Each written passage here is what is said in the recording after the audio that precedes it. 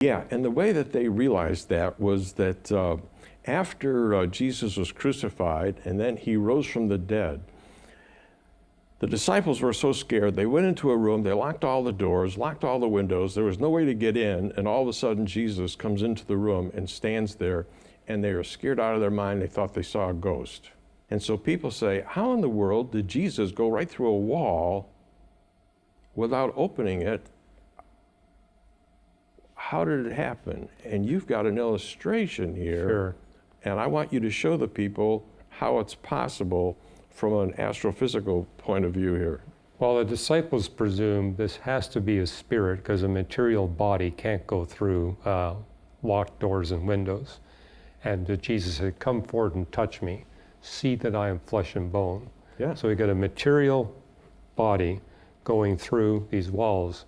But the one that was going through those walls was not subject to space and time like we are. He's the one that created the 10 space-time dimensions of the universe. And so one way I try to help people understand how Jesus was able to enter this locked upper room is to say, well, we are in 3 dimensions, length, width, and height. But the creator of the universe has got access to other dimensions. He's not even dependent on those extra dimensions. But let's just look at those extra dimensions. And so, for example, I've got a 2-dimensional plane here. Now, if I got access to a 3rd dimension, I can rotate this 2-dimensional plane like this, and now from a 3rd dimensional perspective, all you see is a line. A 2-dimensional plane has become a single-dimensional line. If I got access to a 4th dimension of space, I can rotate the line, and now it becomes a single point. And so one way Jesus could have entered the upper room is that he could take his body in length, width, height, and time, translate it in dimensions 4, 5, and 6, and in 4, 5, and 6, the upper room would be no barrier at all. He could come into the upper room, and once inside the upper room, he can take his 3-dimensional physical body in dimensions 4, 5, and 6, and rotate dimension 6 to dimension 3, dimension 5 to dimension 2, dimension 4 to dimension 1, and now he would appear in the physical form where the disciples could touch him and see these flesh and bone just like him. This is the God that created the universe.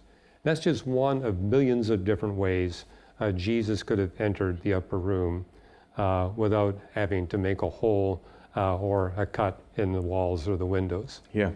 Talking about these dimensions, the fact is, let's say that heaven is multidimensional.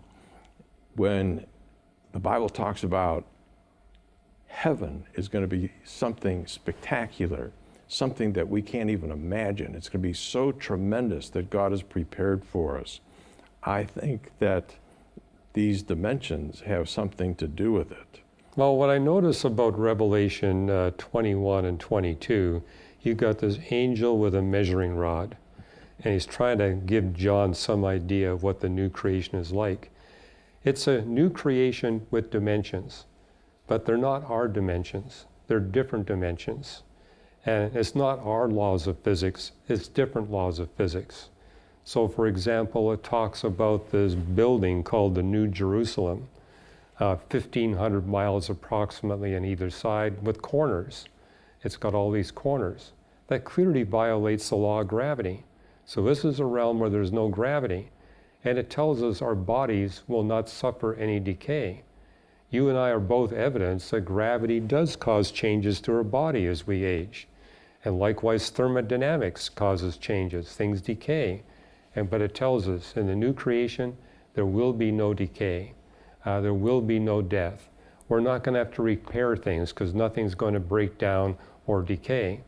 And it's not going to be light like we know it. Everything's going to glow with light. There will be no shadows. There will be light, but it's not electromagnetic radiation. And something I wrote about and why the universe is the way it is, we need gravity, we need thermodynamics, we need electromagnetism for the Creator to efficiently and rapidly eradicate all evil and suffering. But in the new creation, there's no possibility of evil. There's no need for thermodynamics or electromagnetism. or gravity, and our bodies will not decay. They'll be incorruptible.